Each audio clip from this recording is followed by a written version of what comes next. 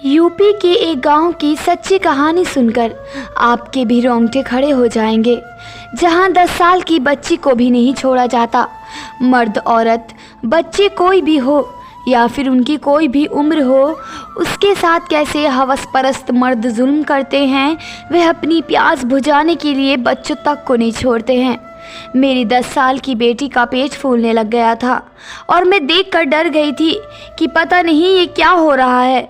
मेरी बहू कहने लगी, माँ जी इसका चेकअप करवाते हैं। और मैं दिल ही दिल में ऊपर वाले से प्रार्थना कर रही थी कि हे भगवान कुछ ऐसा ना करना जिससे हम सब पर थू थू हो जाए। मैं और बहू डॉक्टर के पास गए तो डॉक्टर ने देखते ही बोल दिया कि आपकी बच्ची प्रेग्नेंट है और इसे तकरीबन 5 महीने हो चुके हैं। यह सुनते ही मेरा दिल कांप गया। चांदनी को देखा तो उसके चेहरे पर कुछ ऐसे भाव नहीं दिख रहे थे कि जिसे देखकर लगता कि उसके साथ किसी ने गलत किया है। बेटी को मैं अब सबसे छुपा कर रखती, क्योंकि अगर किसी को पता भी चल जाता, अगर उसे कोई देख लेता तो हम सबका जीना मुश्किल हो जाता। मैंने अपने बहू को भी कहा कि यह बात अपने पति को ना बताए, जल्द ही इसका कोई ना कोई हल निकाल लेंगे, क्योंकि इस तरह तो गुजारा नहीं हो सकता। मेरी बहू मेरी बात समझ चुकी थी। उसने मुझे वादा किया कि वह चांदनी की ये बात किसी को नहीं बताएगी। मुझे अपनी बच्ची के लिए हर वक्त डर सा लगा रहता। एक दिन मैंने अपनी बेटी को स्टोर रूम में सुला दिया और खुद उसके कमरे में सो गई, ताकि पता तो चले कि कमरे में कौन आता है या फिर किसी ने बाहर से ही। मुझे उसके बिस्तर पर पड़े कुछ ही वक्त गुजरा था कि कदमों की आहट सुनकर मैं चौंक गई। मेरा नाम शीला है और मेरी उम्र 22 साल थी। जब मैं ब्याह कर ससुराल आ गई, मेरे 2 बच्चे थे। पहला बच्चा तो ऊपर वाले ने शादी के फ़ौरन बाद ही दे दिया, जो लड़का था। मगर मुझे बेटी का बहुत शौक़ था कि ऊपर वाला करे कि मेरी बेटी ही हो, मैं भी उसके नाज नखरे उठाऊं, उससे बातें करूं। मगर मेरी बेटी नहीं थी। मेरे पति देव कई बार मुझे बोल चुके थे, ये तो ऊपर वाले की देन है, तुम परेशान क्यों होती हो। अगर हमारे नसीब में बेटी का प्यार हुआ तो बेटी मिल जाएगी, वरना जो ऊपर वाले को मंजूर हो। तुम हर वक्त रोती ना रहा करो। हर काम में कोई ना कोई फ़ायदा छुपा होता है। हो सकता है इसमें कोई बेहतरी हो। ऊपर वाले के फैसलों पर यकीन रखना सीखो। मैं जब भी कभी बेटी का नाम लेती तो मेरे पति इसी तरह मुझे समझाते। मैंने दूसरी औलाद के लिए बहुत मिन्नतें मुरादें मांगी थी। ऊपर वाले ने मेरी मुराद सुन ली और मैं प्रेग्नेंट हो गई। इस वक्त मेरा बेटा 15 साल का था। पहली औलाद का इतना बड़ा होने के बावजूद दूसरी औलाद की खुशखबरी सुनना थोड़ा अजीब था, मगर मैं खुश थी। मेरे बेटे की अब बहन होगी। 9 महीने मेरी बहुत मुश्किलों से गुजरे। अभी मेरा दूसरा ही महीना था कि घर में आग लग गई, तो तभी मेरे पति का एक्सीडेंट हो गया। इस तरह पूरे 9 के 9 महीने में कोई ना कोई अपशगुन होते रहे। लोगों ने मेरे होने वाले बच्चे को बहुत से गलत नामों से पुकारना शुरू कर दिया। मुझे अपने ईश्वर पर पूरा यकीन था कि यह सब तो नसीब का खेल है, वरना इस तरह कुछ नहीं होता और ना ही कोई बच्चा या इंसान अपशगुन होता है, क्योंकि गांव के लोगों में वही पुरानी रस्मों रिवाज और वही सोच पाई जाती है। इसलिए उनको ये सब लगता था। मेरे 9 महीने पूरे हो चुके थे। डिलीवरी का वक्त करीब था। डॉक्टर ने मेरे पति को हौसला दिया और ऑपरेशन थिएटर में ले गए। वह वक्त मेरे पति पर कयामत जैसा था। ऊपर वाले ने उनकी प्रार्थना सुन ली और चांद जैसी बेटी से मेरी गोद हरी हो गई। जब मुझे होश आया और मेरे पति ने मुझे ये खुशखबरी सुनाई तो मेरे पाँव ज़मीन पर नहीं टिक रहे थे। मैं बहुत खुश थी कि ऊपर वाले ने मुझे एक बेटी का सुख दिया है। मैंने अपनी बेटी का नाम चांदनी रखा था। सभी मेरे नाम रखने पर हैरान थे कि ये कैसा नाम है, मगर मुझे अपनी बेटी चांद का टुकड़ा लगती, इसलिए मैंने उसका नाम चांदनी रख दिया था। मेरा बेटा मयंक अपनी बहन का बहुत ख्याल रखता, मगर जब भी वह स्कूल से आता तो अक्सर गुमसुम रहता। मैंने कई बार उससे पूछा कि बेटा बात क्या है, तो उसने कहा स्कूल के बच्चे उसे चिढ़ाते हैं कि तुम 15 साल के हो चुके हो और तुम्हारी माँ और बाप ने अब बेटी पैदा की है। हम अक्सर बच्चों को ऐसी बातों पर बहुत मारते हैं या फिर डांट कर चुप करवा देते हैं, मगर बच्चे सभी बातें समझते हैं। हमारा ज़माना और था।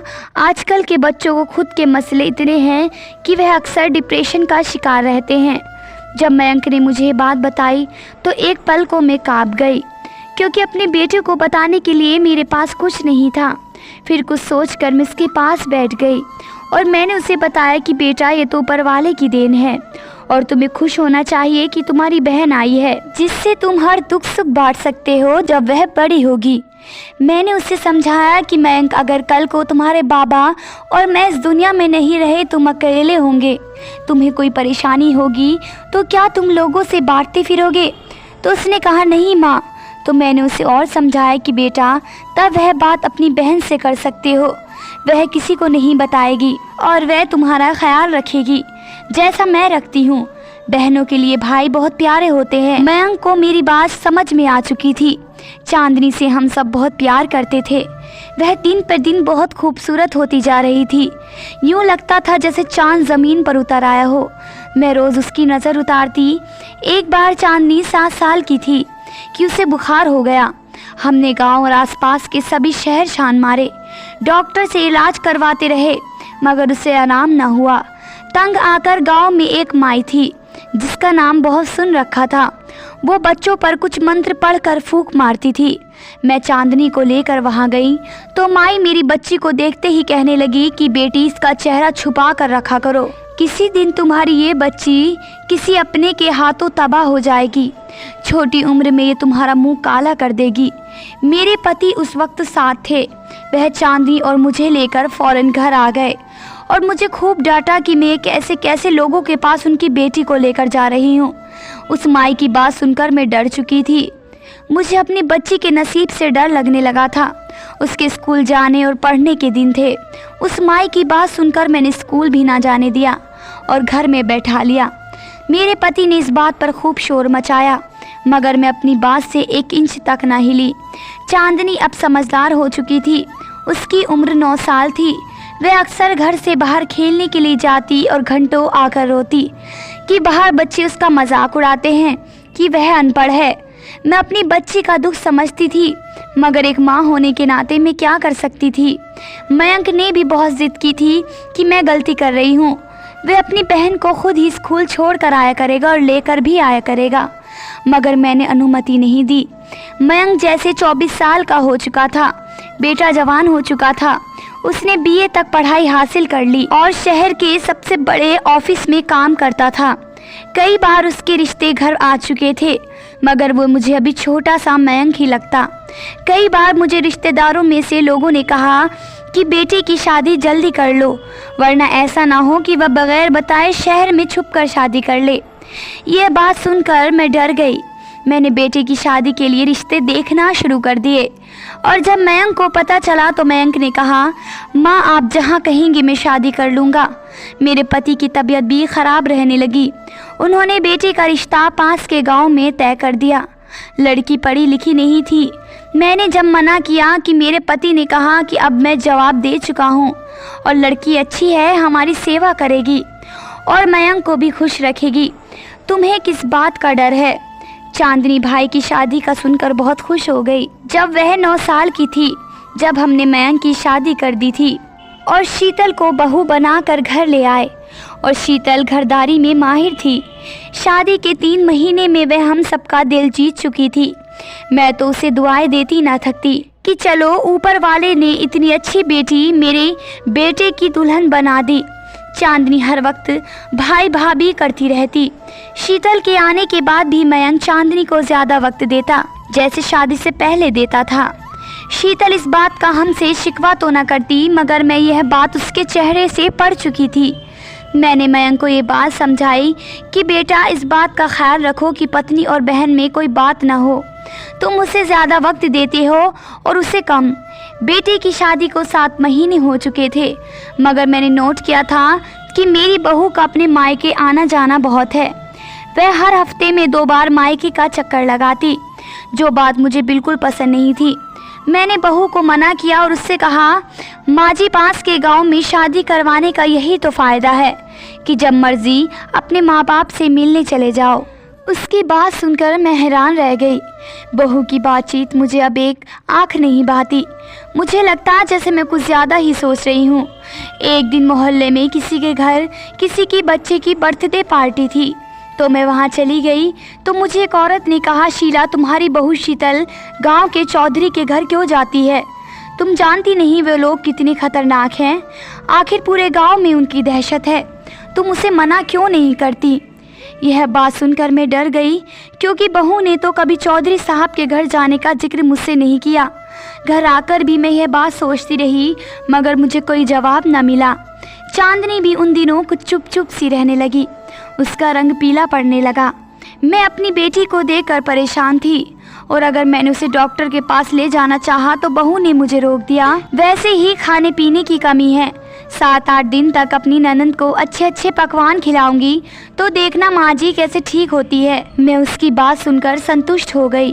चांदनी को बहू पिछले 7 दिन से ताकत की चीज़ें खिला रही थी, मगर वह भी दिन पे दिन कांटा बनती जा रही थी। मेरी बहू मुझसे पूछकर उसे अपने घर ले गई कि माँ जी इसका वहाँ दिल बहल जाएगा। मैंने भी अपनी बेटी को अनुमति दे दी कि चलो ले जाओ। चांदनी को चांद का टुकड़ा थी, मगर अब उसको देखकर कोई नहीं कह सकता था कि ये पहली वाली चांदनी है। दिन गुजरे जा रहे थे, लेकिन उसकी तबीयत में कुछ फ़र्क न आया। मैंने कई बार अपने पति से इस बात का जिक्र किया तो वे कहने लगे शहर ले चलते हैं। मयंक जिस दिन घर आएगा, मयंक अब हफ्ते 10 दिन के बाद घर आने लगा था। ऑफिस में शायद काम भर चुका था। चांदनी का जन्मदिन था, वह पूरे 10 साल की होने वाली थी। उसके जन्मदिन में 1.5 महीना रह गया। मैं और मेरे पति बहुत खुश थे, मगर चांदनी पहले की तरह अपने जन्मदिन का सुनकर खुश नहीं हुई। वह हर वक्त एक ही तरफ घूमती रहती, कुछ भी बात करते तो खोए खोए दिमाग से काम लेती। कई बार मैंने देखा कि मेरी बहू इसे स्टोर रूम में ले जाती है और काफ़ी देर बाद वहाँ से निकालती है। एक दिन जब मैंने बहू से पूछा तो कहने लगी, माँ मैं तो इसका ध्यान बटाने के लिए इसे पुरानी चीज़ें दिखाती हूँ। मेरा दिल हर वक्त घबराता रहता। चांदनी का पेट बड़ा होता जा रहा था। देखने वालों को लगता जैसे वह प्रेग्नेंट हो चुकी है और उसे 7वां-8वां महीना लगा है। चांदनी का फूला पेट देखकर मैं डर गई। मैंने अपनी बहू से कहा कि तुम चांदनी को अक्सर अपने घर लेकर जाती हो, वहाँ कुछ हुआ है क्या? तो उसने मुझे कहा, आप मुझ पर इल्ज़ाम लगा रही हैं। जब से मैं इस घर में आई हूँ उसे अपनी बहन समझा है। मैंने यह बात उसे कहीं भी बताने से मना किया था। जब मैं चांदनी से कुछ पूछती तो वह बस एक तरफ देखती रहती, कोई जवाब ही न देती। अगर ये बात घर से बाहर चली जाती तो ना जाने पूरे गांव में हमारी इज्जत की कैसे धज्जियाँ उड़ती। मेरे पति तो मुझे जिंदा ही ज़मीन में गाड़ देते कि मेरी ही लापरवाही की वजह से ये सब हुआ। मैं और बहू से रात के समय छुपाकर डॉक्टर के पास ले गई तो उस डॉक्टर ने देखते ही ऐसा राज खोला कि मैं तो वहीं ढेर हो गई। उसने देखते ही मुझे बोल दिया कि आपकी बेटी प्रेग्नेंट है और 1 आधे महीने में बच्चा जन्मने वाली है। मैं ये बात सुनकर हैरानी में आ चुकी थी। मैंने डॉक्टर से कहा कि आप एक बार टेस्ट तो कर ले, तो वह गुस्से हो गए। क्या आपको मेरी बात पर यकीन नहीं है? क्या डॉक्टर आप हैं या मैंने कहा नहीं, आपकी बच्ची प्रेग्नेंट है। पहले ध्यान नहीं देते, जब औलाद ऐसे चांद चढ़ाती है तो डॉक्टर्स को झूठा कहते हैं। डॉक्टर यह बात कहकर चली गई। मैं वहीं सर पकड़ कर बैठ गई। चांदनी को मैं और बहू घर ले आए। उसके बाद वह ज़्यादातर कमरे में ही रहती। मयंक उसके बारे में जब भी पूछता तो मैं झूठ बोल देती और अपने पति से भी कह देती कि वह अपनी मौसी की तरफ रहने गई है, कुछ दिन तक लौट आएगी। मेरी बहू बहुत खुश थी क्योंकि मयंक उसे शहर ले जाने वाला था। उसने मुझसे कहा कि अब ऐसे मेरा गुजारा नहीं होता, शीतल को मैं लेकर शहर जाऊंगा, कुछ दिन बाद आपसे मिलने आता रहूंगा। मैं तो रो रही थी कि बेटा पत्नी को लेकर अलग हो जाएगा। चांदनी मेरी इतनी खूबसूरत बच्ची को पता नहीं किसकी नज़र लग गई, इतनी छोटी सी उम्र में प्रेग्नेंट हो गई। मैंने कई बार चांदनी से सच पूछा, मगर वे खोए खोए से दिमाग से सुनती रहती। मैं बहुत परेशान थी। उसी दिन मैंने सोने के लिए लेटी तो झट से मुझे वह माई याद आ गई जिसने चांदनी को बुखार से आराम हुआ था, जिसने कहा था कि वह अपनी बेटी को छिपा कर रखे वरना यही औलाद मेरा मुंह काला करेगी। उसी माई की बात बिल्कुल सच थी। जिस औलाद के लिए मैंने इतनी प्रार्थना की वही बुढ़ापे में मेरी बदनामी का जरिया बन रही थी।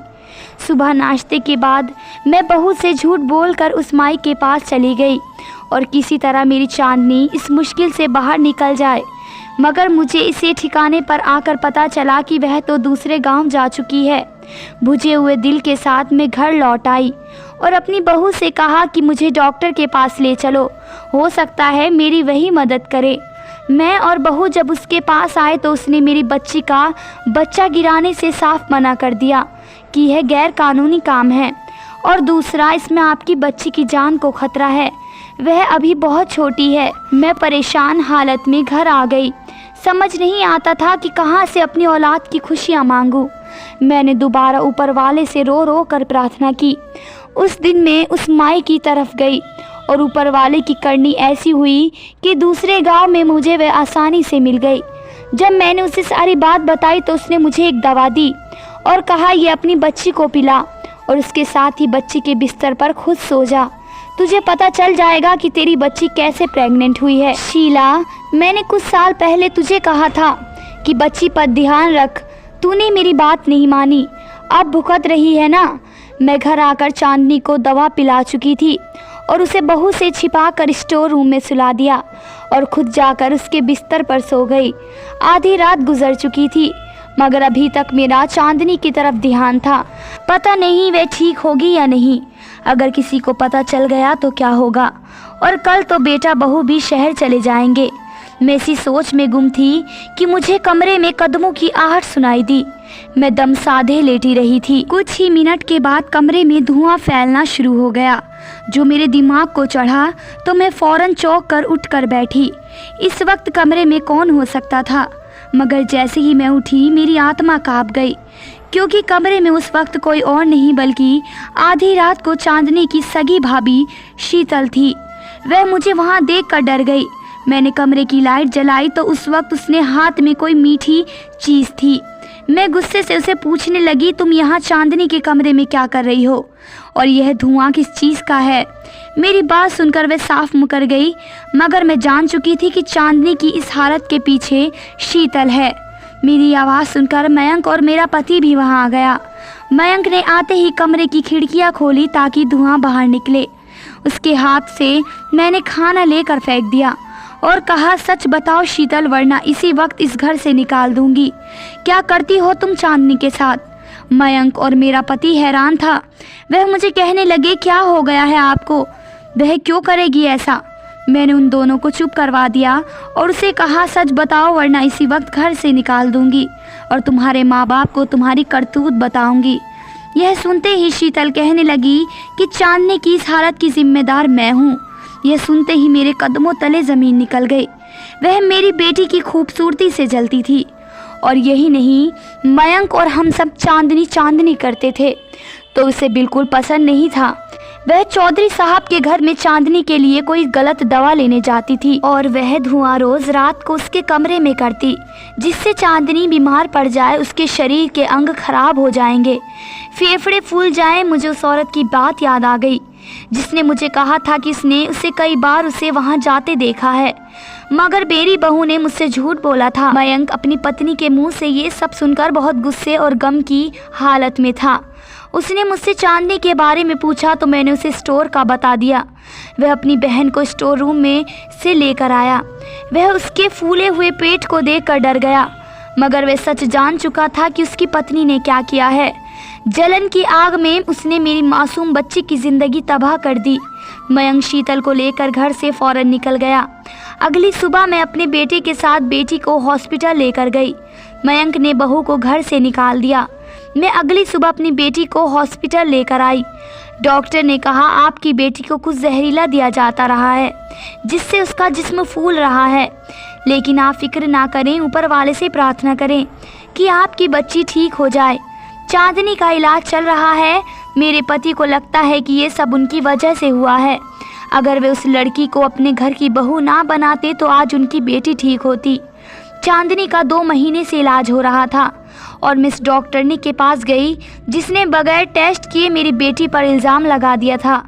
और मैंने उसे खूब बातें सुनाई कि तुम जैसे डॉक्टर की वजह से लोगों की ज़िंदगियां ख़त्म होती हैं। अगर तुम उस समय टेस्ट कर लेती तो शायद मेरी बच्ची की यह हालत ना होती। इस डॉक्टरनी ने मुझसे माफ़ी मांगी। चांदनी अपनी हालत देखकर डर चुकी थी, जिसका उसके दिमाग पर असर हुआ था, और वह किसी से भी बात नहीं करती थी। मैंने उस माई से भी चांदनी का इलाज जारी रखा था। मेरी बहू जलन की आग में इतनी अंधी हो चुकी थी कि उसे मेरी बेटी की मासूमियत भी नज़र नहीं आई। एक 10 साल की बच्ची से उसे क्या खतरा हो सकता था। वह तो भाभी भाभी कहती ना थकती थी। मैं और मेरे पति बहू को माफ़ कर चुके थे, मगर मेरा बेटा उसे माफ़ करने को तैयार नहीं था। फूलों से पली नाजुक बच्ची को उसने कांटों जैसे दर्द दिए थे। जलन रिश्तों को खा जाता है, फिर इंसान को वही मिलता है जिसकी वह कोशिश करता है, और मोहब्बत तो कमानी पड़ती है या फिर नसीब की बात होती है। इसी तरह जलन और बदले से हम कभी भी किसी का दिल नहीं जीत सकते, बल्कि दिलों से उतर जाते हैं। जैसे मेरी बहू उतर गई थी। उसकी गलती को हमने माफ़ तो कर दिया था, क्योंकि वे मेरे बेटे के बच्चे की माँ बन चुकी थी, मगर दिलों में आई नफ़रत को कोई भी ख़त्म नहीं कर सकता। इसलिए कभी भी किसी का घर बर्बाद करके उस पर अपने घर की नींव ना रखें। दोस्तों, मैं उम्मीद करती हूँ कि आपको स्टोरी अच्छी लगी होगी। धन्यवाद दोस्तों।